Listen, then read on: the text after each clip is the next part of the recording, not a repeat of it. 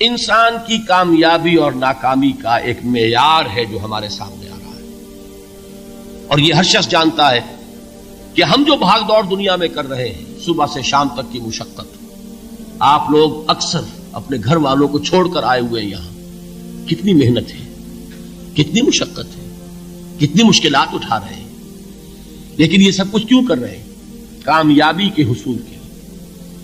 البتہ کامیابی کے معیارات ہیں، ہمارے ذہنوں میں جو معیارات بیٹھے ہوئے ہیں وہ کیا ہے؟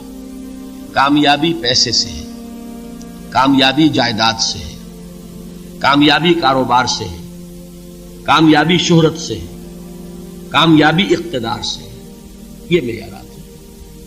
جو جتنا دولت مند اتنا کامیاب، جو جتنا مشہور اتنا کامیاب، جو جتنا پاپولر اتنا کامیاب، جو حکومت پر پہنچ گیا کامیاب، جس نے بڑا کاروبار جما لیا کامیاب، جس نے بہت جائیداد بنا لی کامیاب۔ یہی ہے اصل میں ساری بس کی گانٹھ۔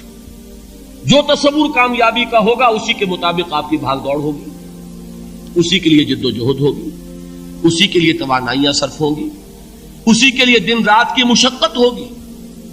یہ ہے اصل شے جس کی یہاں نفی ہو رہی ہے۔ کامیابی دولت سے نہیں، کامیابی شہرت سے نہیں، کامیابی اقتدار اور طاقت اور حکومت سے نہیں، بلکہ کامیابی ہے ایمان سے، عمل صالح سے، تواصی بالحق سے، تواصی بالصبر سے۔ آپ غور کیجئے اس نقطہ نظر کا، اس ایٹیچیوڈ کا، یہ جو مینٹل ایٹیچیوڈ ہے، اس کا بدل جانا ہی انسانی شخصیت کے اندر انقلاب برپا کرے۔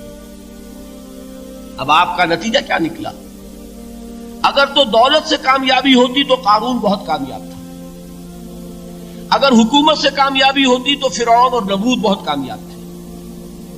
کامیابی ان سے نہیں ہے۔ کامیابی انسان دولت میں قارون کی دولت تک پہنچ جائے اور دنیا میں دبدبہ اور اقتدار اور سلطنت اور حکومت کے اعتبار سے وہ نمرود اور فرعون کا مقام حاصل کر لے، وہ ناکام ہے، خائب ہے، خاسر ہے، برباد ہے۔ اور ابو ذر غفاری کامیاب ہے، چاہے ان کے پاس کچھ نہیں تھا، جھونپڑی تک نہیں تھی، کوئی گھر نہیں تھا۔ حضور نے فرمایا ہے اللہ کے کچھ بندے ایسے ہوتے ہیں جو کسی محفل میں جانا چاہیں تو انہیں اجازت نہ ملے، جو کہیں اگر رشتہ کرنا چاہیں کوئی ان سے رشتہ کرنے کو تیار نہ، کہیں کوئی سفارش کرنا چاہے تو ان کی کوئی بات ہی نہ سنے۔ لیکن اللہ کے ہاں ان کا وہ مقام ہے کہ اگر بھولے سے بھی کسی بات پر قسم کھا بیٹھتے ہیں تو اللہ ان کی قسم کی لاج رکھتا ہے۔ یہ ہے فرق، یہ جان لیجیے اچھی طرح۔ اس بات کا مان لینا آسان، اس پر سبحان اللہ کہنا آسان، لیکن اس کے مطابق آپ کے اپنے ذہن کا بدل جانا بہت مشکل، اس لیے کہ ہم متاثر ہوتے ہیں اپنے ماحول سے۔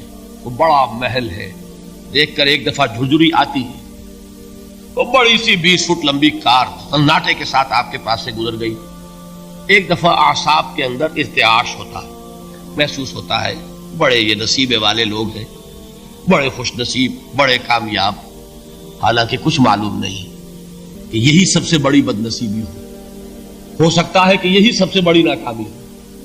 اگر ذہنوں میں یہ بات بیٹھ جائے کامیابی کس شے سے، یہی وجہ دیکھیے قرآن مجید میں بارہا آپ دیکھیں اولئک هم المفلحون، یہ ہے لوگ کامیاب ہونے والے۔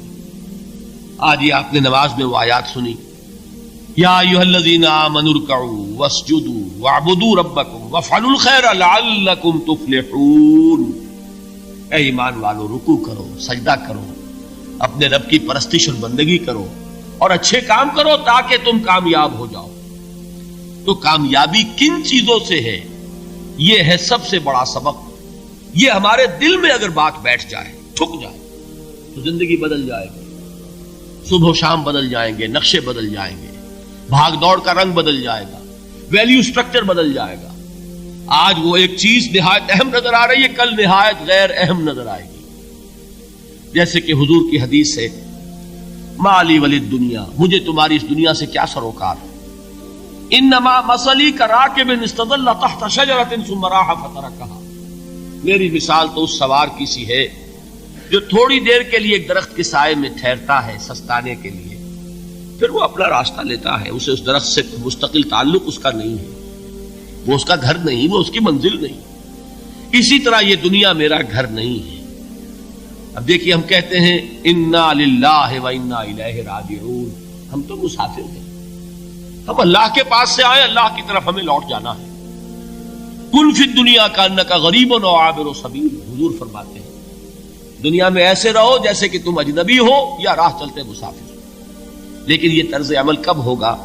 جبکہ یہ آیت ہمارے ذہنوں کے اندر بیٹھ گئی ہو، والعصر ان الانسان لفی خسر الا الذین آمنوا وعملوا الصالحات وتواصوا بالحق وتواصوا بالصبر۔ یہ ہے اصل بات جو میں نے عرض کیا تھا کہ میں بتاؤں گا صحابہ کیوں ایک دوسرے کو یاد دلاتے تھے۔ اس لیے کہ دیکھیے جیسے برف باری اگر ہو رہی ہو، آپ باہر نکلیں گے تو برف آپ کے کپڑوں پر جم جاتی ہے نا، تو آپ جھٹکتے ہیں کپڑوں کو تاکہ برف ہٹ جائے۔ ہمارے ایمان پر اس دنیا میں رہتے ہوئے جب ہم متاثر ہوتے ہیں ماحول سے تو گردہ آ جاتا ہے، برف پڑ جاتی ہے، اس کو جھٹکتے رہنے کی ضرورت ہے۔ اور وہ جھٹکنے کی بہترین اور مؤثر ترین شکل یہی ہے کہ یاد رکھو کامیابی ان چیزوں سے نہیں ہے۔ چمک دمک جو ہے دنیا کی، یہ ساری چمک دمک جو تمہیں رجھا رہی ہے، جو تمہیں اپنے اندر گم کیے ہوئے ہے، یہ لفظ گم پر اقبال کا وہ شعر یاد آ گیا کہ کافر کی یہ پہچان کے آفاق میں گم ہے، اور مومن کی یہ پہچان کے گم اس میں ہے آفاق۔ تم گم نہ ہو کر رہ جاؤ، اس میں مبہوت نہ ہو کر رہ جاؤ، مرعوب نہ ہو کر رہ جاؤ، دنیا ہی کی محبت تمہارے اوپر ڈیرے نہ ڈال دے، تمہارے دلوں کے اوپر مسلط نہ ہو جائے۔